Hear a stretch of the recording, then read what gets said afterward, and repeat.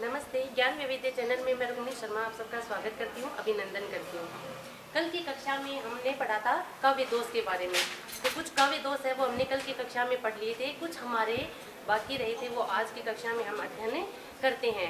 आशा करती हूँ आप सबको बहुत अच्छे से समझ में आ रहे होंगे, आप सब अच्छे से देख रहे होंगे, समझ रहे होंगे, नोट्स है वो बना रहे होंगे, क्योंकि आपका एग्ज़ाम है वो अभी होना बाकी है। तो इस दृष्टिकोण को ध्यान में रखते हुए कि आप है वो बराबर वीडियो को देखते रहें। और अगर आपके मन में कोई कंफ्यूज हो, कहीं आपको कोई चीज़ समझ में न आती है तो आप कमेंट करके भी पूछ सकते हैं।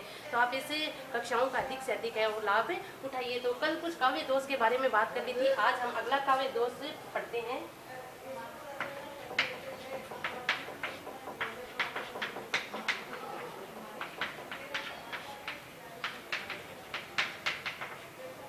संस्कृति दोष। इसमें क्या होता है कि जब कोई शब्द व्याकरण के नियमों के अनुकूल नहीं होता है, व्याकरणिक नियमों के प्रतिकूल होता है, उसका विरोध करने वाला होता है, तब ये कोई भी काव्य रचना है या काव्य पंक्ति है तो उसमें ये दोष है वो आ जाता है। जब कोई शब्द व्याकरण के नियमों के विरुद्ध हो,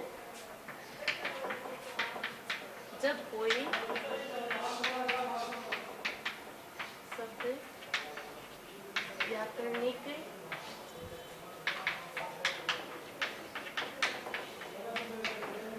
के विरुद्ध हो, व्याकरणिक नियमों के विरुद्ध हो, वहां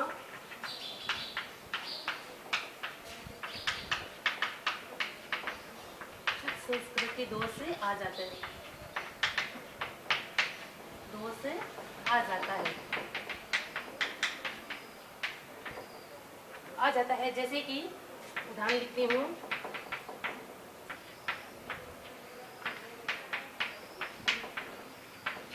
फूलों की लावण्यता, फूलों की लावण्यता देती परमानंद, देती परमानंद। देखिए यहाँ फूलों की लावण्यता, तो लावण्यता जो शब्द है वो व्याकरणिक नियमों के विरुद्ध है, व्याकरणिक नियमों के अनुसार नहीं है। यहाँ केवल लावण्य शब्द भी रख दिया जाए, लावण्यता की आवश्यकता नहीं है, यहाँ केवल लावण्य शब्द भी रख दिया जाए तो भी वाक्य का अर्थ है वो सही से स्पष्ट हो जाता है। तो यहाँ फूलों की लावण्यता देती है परमानंद, तो लावण्यता यहाँ व्याकरणिक नियमों के अनुसार नहीं है। जैसे और देखो, और उदाहरण है वो देखते हैं कि इस निराशता को छोड़ो आशा से लो, इस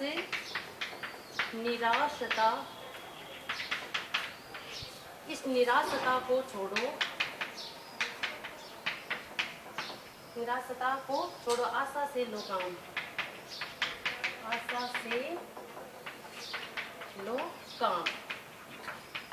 तो यहाँ देखिए निराशता ये शब्द है वो व्याकरणिक नियमों के अनुसार नहीं है, व्याकरणिक नियमों के विपरीत है। तो यहाँ निराशता की आवश्यकता नहीं है, केवल निराशा शब्द रख देने से भी, केवल निराशा शब्द रख देने से भी वाक्य का अर्थ है वो स्पष्ट हो जाता है, वाक्य का अर्थ है वो निकलकर सामने आ जाता है। ऐसे ही तत्ववचन जब सीता बोला, तत्ववचन जब सीता बोला, तो इस प्रकार के वर्तनी संबंधी अशुद्धियां भी है, कई बार वाक्य में आ जाती है कि तत्ववचन सीता तब बोला। सीता है एक स्त्रीलिंग है, स्त्रीलिंग के लिए बोला नहीं बल्कि बोली शब्द वो आना चाहिए, बोली शब्द है वो आना चाहिए कि तत्ववचन जब सीता ने बोला, तो या ऐसे होना चाहिए कि सीता ने बोला या फिर यहाँ सीता बोली, ऐसा होना चाहिए। यानी कि निराशता जो शब्द है वो व्याकरणिक नियमों के अनुसार नहीं है। ऐसे ही अपने अगला जो दोष आता है अश्लीलत्व दोष।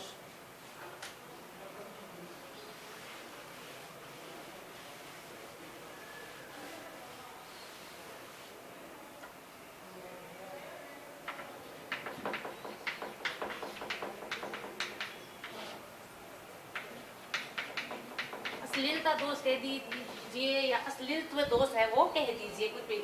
जब भाषा में अश्लील शब्दों का प्रयोग या कोई भी काव्य रचना है उसमें ऐसे गंवारू से लगने वाले अश्लील शब्दों का, जिनसे कोटपन झलकता हो, जो अमंगलकारी हो, घृणाजनक हो, लज्जाजनक हो, ऐसे शब्दों का जब प्रयोग किसी वाक्य में हो जाए, किसी काव्य रचना में हो जाए तो वहाँ अश्लीलत्व दोष है वो होता है। जब भाषा में परिभाषा लिखते हैं, जब भाषा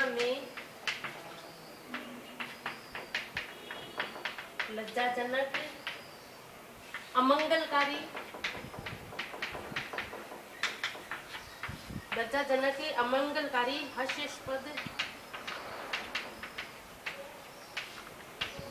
हास्यास्पद या अपने लज्जाजनक, घृणाजनक, घृणा जिनको सुनकर है वो घृणा हो, मन में ऐसे शब्द आ जाए कि वाक्य में कि जिनको सुनकर मन में घृणा के भाव आने लगे, तो वहाँ कौन सा दोष होता है? अश्लीलत्व दोष होता है कि जब भाषा में लज्जाजनक, अमंगलकारी, हास्यास्पद, घृणाजनक शब्दों का प्रयोग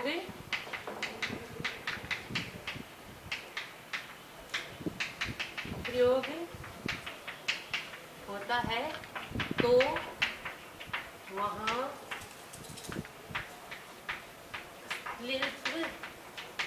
अश्लीलत्व दोष आ जाता है,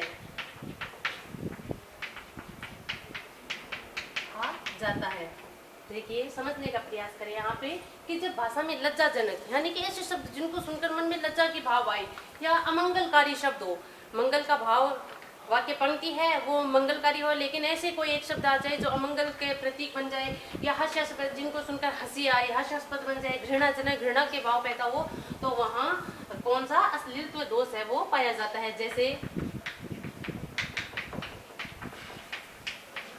रावण के दरबार में स्थित अंगद का पाद,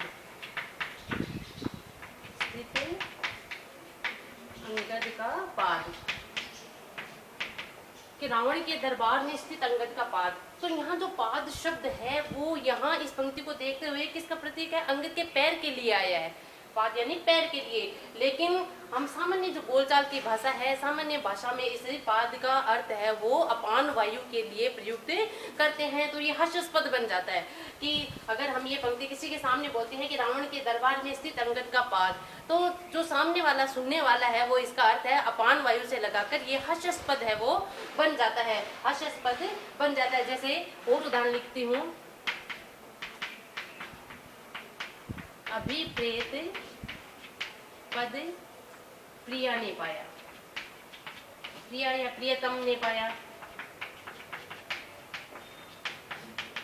अब देखिए यहाँ प्रियतम की या प्रिया की बात हो रही है ना, मंगलकारी पंक्ति है वो बात हो रही है, लेकिन यहाँ प्रेत जो शब्द है जोड़ दिया गया। प्रेत, प्रेत यानी भूत पिशाचों से हम लेते हैं, प्रेत का नाम लेते हैं, हमारे सामने एक छवि उभर कर आती है किसकी? भूत प्रेतों की। जो भूत प्रेतों को हम क्या मानते हैं? अमंगलकारी मानते हैं। तो यहाँ जो अभी प्रेत पद प्रियतम ने पाया, प्रियतम प्रिय है जो मंगलकारी होते हैं, मंगल की भावनाओं को बढ़ने वाले होते हैं, एक अच्छे भावों को, एक प्रेम में, एक स्नेह में भावनाओं को बढ़ने वाली छवि उभरती है। लेकिन यहाँ प्रेत शब्द है वो वाक्य में जोड़ दिया गया है जो किसका प्रतीक है? अमंगल का प्रतीक है। तो यहाँ कौन सा दोष आ गया? अश्लीलत्व दोष है वो आ गया। एक उदाहरण और लिखती हूँ, जैसे थूक कर मत चाटो, थूक कर मत चाटो, अपनी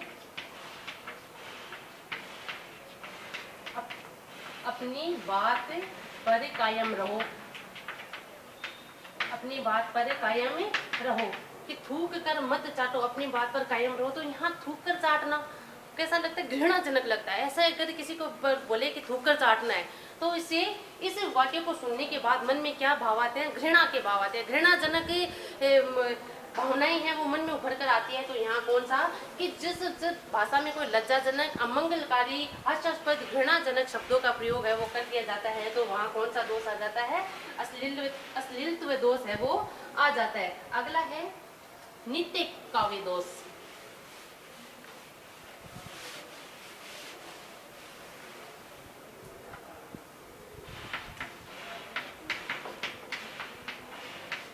नित्य काव्य दोष, वैसे अपने दोषों की संख्या वो 70 मानी गई है, लेकिन 70 के 70 जो दोष है उनका अध्ययन हम नहीं करेंगे, हमारे जो पाठ्यक्रम के अंतर्गत है उन्हीं का ही हम अध्ययन करेंगे। तो नित्य दोष, नित्य से पता चलता है, यानी कि नित्य मतलब रोज डेली जो होते हैं। तो ऐसे दोष जो वाक्य में,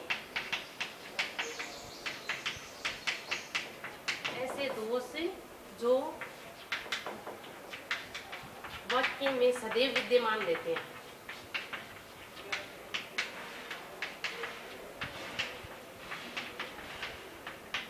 उन्हें नित्य दोष कहते हैं।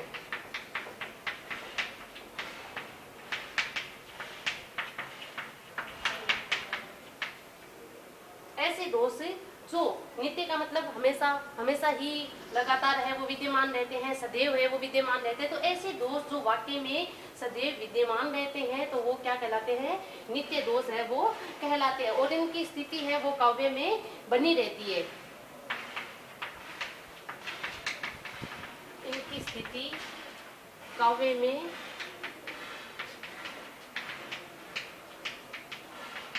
हमेशा बनी रहती है।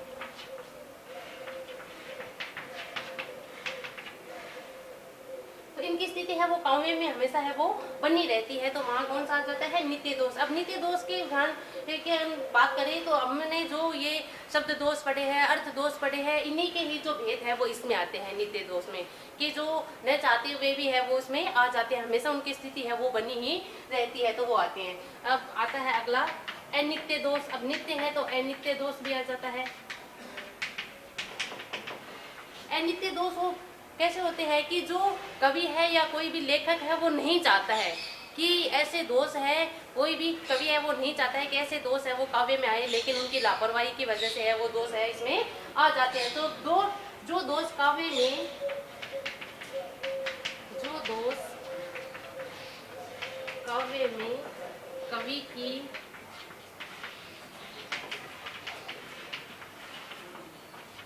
लापरवाही से आ जाते हैं, कवि की लापरवाही से आ जाते हैं, वे अनित्य दोष कहलाते हैं।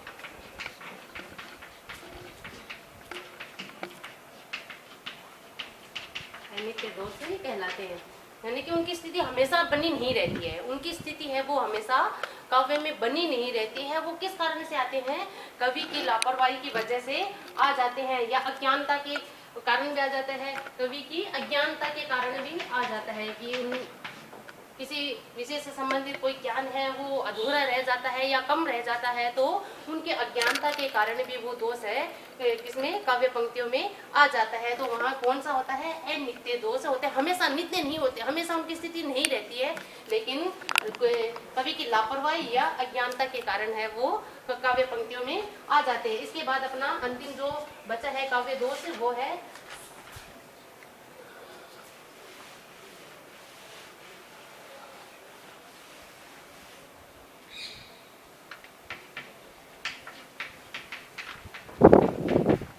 समाप्ति ओर भी हम चल रहे हैं। तो अगला जो अपना दोष है समाप्त पुनरान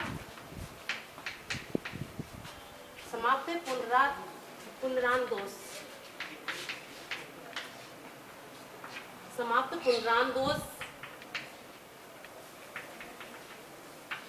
तो ये वो दोष होते हैं जो काव्य पंक्तियों को समाप्त करते समय आ जाते हैं। कुछ ऐसे विशेषणों का प्रयोग कर दिया जाता है कि जो पद के या किसी वाक्य के अंत में होते हैं। तो यह दोष वहां होता है जहां वाक्य की समाप्ति पर पुनः एक विशेषण का प्रयोग कर दिया जाए। ये दोष कहाँ होता है, जहां वाक्य समाप्ति पर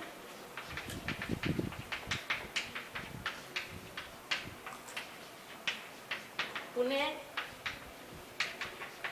एक बार विशेषण का प्रयोग है वो कर दिया जाता है। पुनः एक बार विशेषण का प्रयोग कर दिया जाता है। पहले भी विशेषण का प्रयोग हो चुका होता है और उसी से संबंधित कोई और है विशेषण का प्रयोग। विशेषण आपको पढ़ाया गया है, पहले की कक्षाओं में मैंने विशेषण है वो पढ़ा दिया है। किसी भी संज्ञा सर्वनाम शब्दों की जो विशेषता बताते हैं विशेषण कहलाते हैं। तो विशेषण का प्रयोग है वो कर दिया जाता है, कर दिया जाता है। तो वहां समापत पुनरान दोष, यानी कि पुनरा मतलब पुनरावृत्ति हो जाना, समाप्त यानी समाप्त होने पर, वाक्य की समाप्ति पर पुनरावृत्ति हो जाती है, पुनरावृत्ति हो जाती है विशेषण की, किसकी, विशेषण की पुनरावृत्ति हो जाती है। तो वहां समाप्त पुनरान दोष है वो आ जाता है।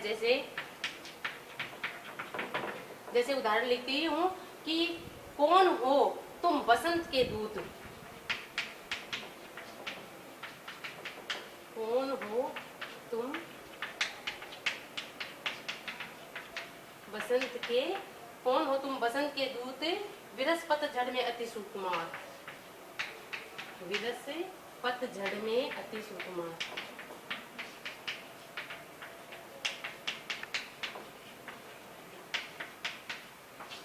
अब देखिए यहाँ बसंत वसंत के दूत की भी बात कही जा रही है, लेकिन इसकी पुनरावृत्ति अति सुकुमार जो शब्द है वो भी किसके लिए आता है? बसंत के लिए आता है, बसंत ऋतु के, बसंत के दूत के लिए आता है। तो यहाँ है ये एक विशेषण है, वो समाप्त होने पर फिर से है, पुनरावृत्ति उसकी हो गई है, पुनः आवृत्ति हो गई है, तो यहाँ समाप्त पुनरान दोष है वो आ जाता है। अपना एक दोष और बचता है, हतवृत्त दोष।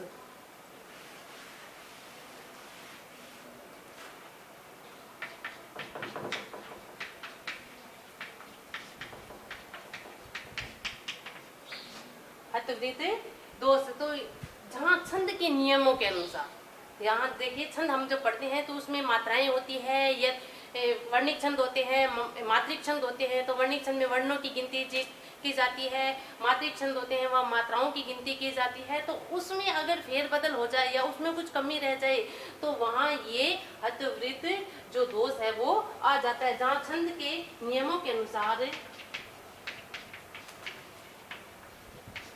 जहाँ छंद के नियमों के अनुसार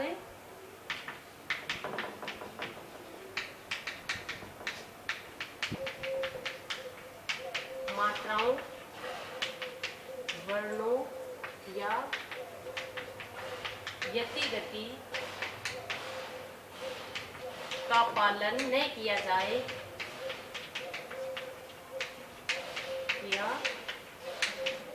वहाँ हतवृत्त दोष है वो आ जाता है, वहाँ हतवृत्त दोष आ जाता है।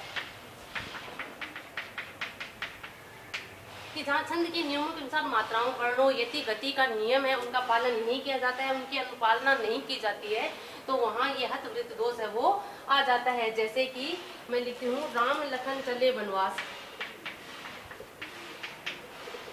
राम लखन चले वनवास। तो ये देखिए चौपाई छंद का उदाहरण है। चौपाई छंद होता है, उसमें मात्राओं की संख्या है वो कितनी होती है? 16 होती है। चौपाई छंद है वो जिसमें मात्राओं की संख्या कितनी होती है? 16 होती है, लेकिन इसमें 15 मात्राएं ही है। तो यहाँ मात्राओं की न्यूनता रह गई है, कमी रह गई है, तो यहाँ कौन सा दोष आ जाता है? हतवृत्त दोष है वो आ जाता है। तो ये अपने दोषों के बारे में है वो हमने चर्चा है वो की है। अब देखिए मैं एक दो टिप्स लिखती हूँ। श्रुति कड़वा सुने, श्रुति कड़वा सुने, तो ये एक छोटी सी ट्रिक है, श्रुति कड़वा सुने। तो ये श्रुति कटुत्व जो दोष है अपना, उसके लिए ये छोटी सी ट्रिक है याद करने के लिए आपको, कि श्रुति यानी कि सुनने में जो कड़वे लगे, कि जहाँ सुनने में कड़वे लगे ऐसे शब्दों का प्रयोग कर दिया जाता है तो वहाँ श्रुति कटुत्व दोष आ जाता है। तो श्रुति कड़वा सुने। दूसरा है अपना, अप्रचलित लगते हैं शास्त्रों शब्द, अप्रचलित लगते हैं शास्त्रों शब्द। यानी कि देखिए क्या है कि अप्रचलित जो दोष है उसमें शास्त्र के जो शब्द होते हैं वो हमें अनुकूल नहीं लगते हैं। शास्त्रों के शब्द है वो किसी वाक्य में आ जाए, शास्त्र में जैसे अपने वेद है, उपनिषद है, या अपने कोई और जो अपने वेद उपनिषद धार्मिक जो शास्त्र होते हैं उनमें प्रयुक्त होने वाले शब्द है वो अगर आ जाए तो वो कौन सा दोष हो जाता है? अप्रचलित दोष है वो हो जाता है। अप्रतित्व दोष है वो अप्रचलित, जो शास्त्र नियमों के अनुकूल प्रचलन में होते हैं लेकिन सामान्य जो अपनी भाषा होती है उसमें या सामान्य काव्य रचना में वो प्रचलन में नहीं होते। तो ऐसे अप्रचलित लगने वाले शास्त्र शब्द है जब किसी में आ जाते हैं तो वहाँ कौन सा दोष होता है? ये किसके लिए आता है? अप्रतित्व दोष के लिए, अप्रतित्व दोष के लिए। ये अपना आता है श्रुति कटुत्व दोष, श्रुति कटुत्व दोष। श्रुति कटुत्व दोष की श्रुति कड़वा सुने। अप्रचलित लगते हैं शास्त्र शब्द, यानी अप्रचलित लगने वाले शास्त्र शब्दों का जिस काव्य पंक्तियों में या जिस रचना में प्रयोग हो जाता है तो वहाँ अप्रतित्व दोष है वो हो जाता है। तीसरा अपना, क्लिष्ट लगते, क्लिष्ट अर्थ समझ नहीं आते, क्लिष्ट अर्थ समझ नहीं आते। क्लिष्ट अर्थ होता है कठिन लगने वाले, यानी क्लिष्ट लगने वाले जो शब्द होते हैं, क्लिष्ट लगने वाले हैं जिनका अर्थ है आसानी से समझ में नहीं आता है, जिनका अर्थ आसानी से समझ में नहीं आता है, वहाँ कौन सा दोष होता है? क्लिष्टत्व दोष होता है। क्लिष्टत्व दोष होता है। तो क्लिष्ट अर्थ समझ नहीं आते। ये एक छोटी सी ट्रिक है जिससे आपको परिभाषा है वो आसानी से समझ में आ जाती है कि कठिन लगने वाले जो शब्द है उनका प्रयोग हो जाता है तो उनका अर्थ है वो आसानी से समझ में नहीं आता है। तो ऐसे किस प्रकार है, तो मैंने कुछ छोटा सा प्रयास आपको ट्रिक के माध्यम से भी समझाने का किया है। तो आज की कक्षा में अपने जो दोष है वो पूर्ण होते हैं, गुणों की बात कर ली, दोषों की बात कर ली, तो आप इसका ज़्यादा से ज़्यादा है वो अध्ययन करना और ज़्यादा से ज़्यादा उदाहरण है उनके द्वारा अपनी जो अपनी तैयारी है उसका जांच मूल्यांकन है वो करते रहिएगा। कल फिर मिलते हैं अगले टॉपिक के साथ, तब तक